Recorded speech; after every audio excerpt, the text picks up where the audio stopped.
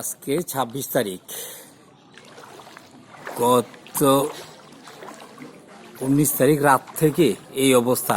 পানি উঠেছিল এই জানালার অর্ধেক।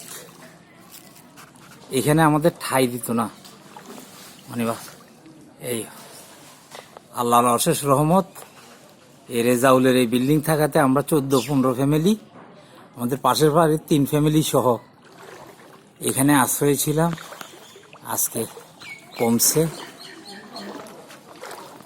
এই যে এখানে লাল কাল দাগ দেওয়া আছে, এই দাগ পর্যন্ত, গত পরশু ছিল এই দাগ পর্যন্ত, তার উপরেও পানি ছিল।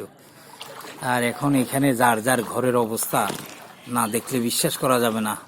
আল্লাহ, আমাদের এক জ্যাঠাতো ভাই আছে, তার বয়স ১০৭ বছর, দাদার বয়স ১০৩ বছর। এখন পর্যন্ত তারা তাদের লাইফে এরকম দেখেনি বন্যা। তার মানে